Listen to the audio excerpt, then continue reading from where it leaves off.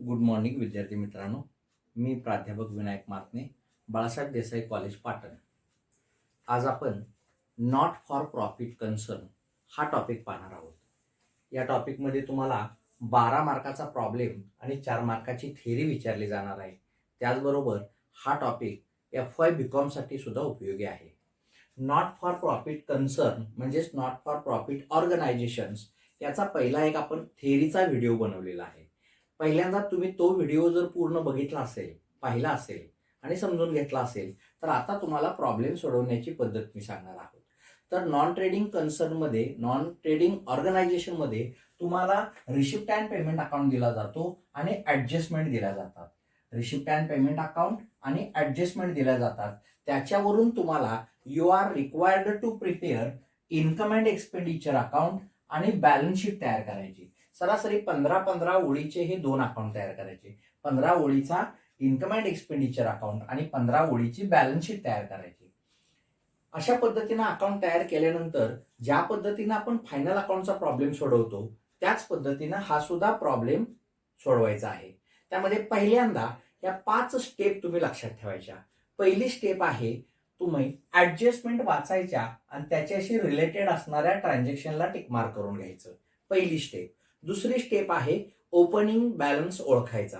मग opening balance कसा ओळखायचा तर 31 मार्च 2010 ही क्लोजिंग डेट आहे. म्हणजे ओपनिंग डेट काय असणार आहे 1/4/2009. म्हणजे इथं 1/4/2009 1/4/2009 हा झाला ओपनिंग बॅलन्स. पुन्हा एकदा बघा, 31 मार्च 2010 क्लोजिंग डेट असेल तर त्याची ओपनिंग डेट असणार 1/4/2009 किंवा 31 मार्च 2009. ओपनिंग बॅलन्स, त्याच्यावरून आपल्याला तारखेवरून ओपनिंग बॅलन्स ओळखायचा. तिसरी स्टेप आहे रिसिप्ट साइड विचारात घ्यायची. रिसिप्ट साइड विचारात घ्यायची. इकडची बाजू आहे रिसिप्ट रुपीज आणि या बाजूला पेमेंट रुपीज. म्हणजे रिसिप्ट साइड विचारात घ्यायची. रिसिप्ट साइडला सगळे इन्कम असतात आणि ते इन्कम म्हणजे फक्त ओपनिंग कॅश बॅलन्स कुठेही लिहायचा नाही आणि हे सगळे इन्कम ओळीनं इन्कम साइडला लिहायचे. त्यानंतर चौथी स्टेप आहे पेमेंट साइड. पेमेंट साइडला एक्सपेन्सेस असतात आणि असेट असतात. सॅलरी एक्सपेन्सेस आहे, मग एक्सपेन्सेस आहेत ते एक्सपेन्सेस साइडला लिहायचे आणि यामध्ये ज्या असेट आहेत त्या असेट साइडला लिहायच्या किंवा पहिल्या असेट मध्ये ऍड करायच्या. बुक्स मध्ये न्यू परचेस ऍड करायचे, फर्निचर मध्ये न्यू परचेस ऍड करायचे. आणि 5वी स्टेप आहे या ज्या तुम्हाला 5 ऍडजस्टमेंट दिलेल्या आहेत त्या ऍडजस्टमेंटचे 2 इफेक्ट करायचे, जसं आपण फायनल अकाउंट मध्ये करतो त्याच पद्धतीनं. तर आपण आता पहिली स्टेप घेऊया. ऍडजस्टमेंट, आउटस्टँडिंग ट्युशन फीज, मग ट्युशन फीजला टिक मार्क करून घ्यायचं. आउटस्टँडिंग सॅलरी, मग सॅलरीला टिक मार्क करून घ्यायचं. डिप्रिशिएट बुक्स म्हणजे बुक्सला टिक मार्क करायचं. डिप्रिशिएट फर्निचर, मग फर्निचरला टिक मार्क करून घ्यायचं. त्यानंतर बॅलन्स ऑन 1/4/2009 म्हणजे ओपनिंग बॅलन्स तुम्हाला दिलेला आहे. ओपनिंग बॅलन्स मध्ये असेट देतात किंवा लायबिलिटी देतात. मग इथं बिल्डिंग असेट आहे, बुक्स असेट आहे, फर्निचर असेट आहे, फिक्स्ड डिपॉझिट असेट आहे. या सर्वच्या सर्व असेट ओळीनं इथं लिहायच्या.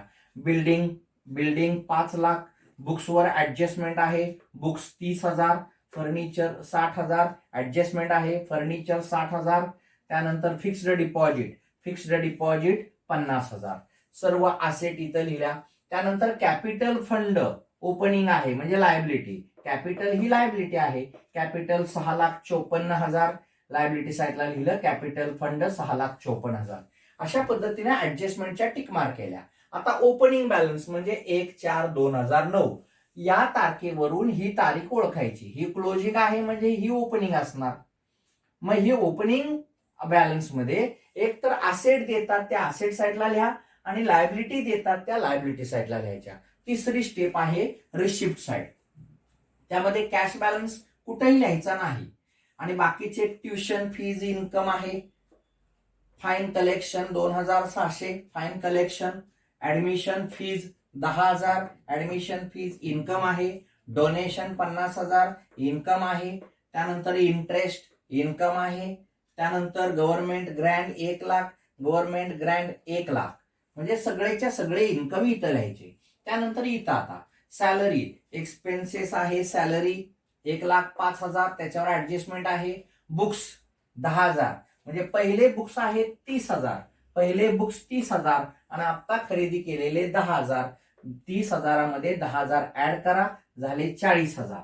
त्यानंतर पुढे आहे स्टेशनरी एक्सपेन्सेस आहे, स्टेशनरी 20,500.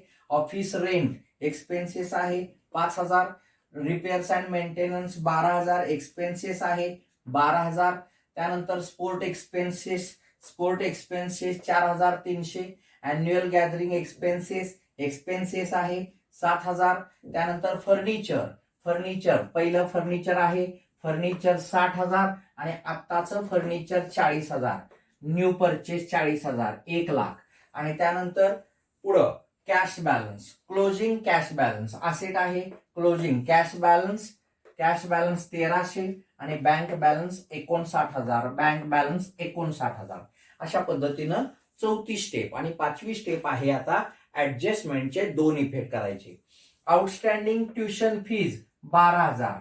आउटस्टँडिंग ट्युशन फीज म्हणजे आउटस्टँडिंग ऍड करायचे आणि इन्कम आहे आउटस्टँडिंग ट्युशन फीज 12,000. त्यानंतर आउटस्टँडिंग सॅलरी लायबिलिटी आहे, आउटस्टँडिंग सॅलरी मध्ये ऍड करायचे 6,000 आणि आउटस्टँडिंग सॅलरी 6,000 रुपये. त्यानंतर डिप्रिशिएट बुक्सवर डिप्रिशिएशन लेस डिप्रिशिएशन 6,500 वजाबाकी करून 33,500. त्यानंतर डिप्रिशिएट फर्निचर 7,000, फर्निचरचं डिप्रिशिएशन 7,000 वजा करून 93,000. आणि हे दोन्ही पण depreciation profit and loss account म्हणजेच इन्कम अँड एक्सपेंडिचरच्या डेबिटला लिहायचं. Depreciation on books 6,500, depreciation on furniture 7,000. आणि त्यानंतर ओपनिंग बॅलन्स तो ऑलरेडी लिहिलेलाच आहे. त्यानंतर कॅपिटल फंड लिहिलेलाच आहे. अशा पद्धतीनं तुम्ही अकाउंट सगळ्या ट्रान्झॅक्शन आणि ऍडजस्टमेंटचे इफेक्ट करायचे आणि त्यानंतर income and expenditure account close करायचा. इकडची बेरीज केली, इकडं तुम्ही 600 आणि 500 म्हणजे 100 ह्याच्या 1, इकडची बेरीज केली, टोटल आली तुमची 2,62,100, 2,62,100. या रकमेतून 2,62,100 मधून ही रक्कम वजा करायची. म्हणजे जो डिफरन्स मिळाला तुम्हाला, हा जो डिफरन्स मिळालेला आहे त्या डिफरन्सला नाव द्यायचं सरप्लस. 2,62,100 मधून ही रक्कम वजा करा म्हणजे तुम्हाला डिफरन्स मिळालेला आहे 88,800 सरप्लस म्हणजेच नेट प्रॉफिट. आणि हा सरप्लस कॅपिटल मध्ये ऍड करायचा. कॅपिटल फंड मध्ये ऍड करा 88,800 म्हणजे 6,54,000 मध्ये 88,800 ऍड करून 7,42,800 अधिक 6,000 7,48,800 आणि इकडची टोटल 7,48,800. तर अशा पद्धतीनं विद्यार्थी मित्रांनो आपल्याला नॉट फॉर प्रॉफिट कन्सर्नचे प्रॉब्लेम सोडवायचे आहेत. याच पद्धतीनं 5 स्टेप पुन्हा एकदा लक्षात ठेवायच्या तुम्ही. पहिल्यांदा ऍडजस्टमेंटच्या टिकमार्क करून घ्यायच्या, 2 नंबरला ओपनिंग बॅलन्स ओळखायचा, 3 नंबरला रिसिप्ट साइड विचारात घ्यायची, 4 नंबरला पेमेंट साइड विचारात घ्यायची आणि 5 नंबरला ऍडजस्टमेंटचे 2 इफेक्ट करायचे. अशा पद्धतीनं याच्यावरचे आपल्याला प्रॉब्लेम सोडवायचे आहेत. जर आपल्याला हा व्हिडिओ आवडला असेल तर लाईक करा, सबस्क्राईब करा. धन्यवाद.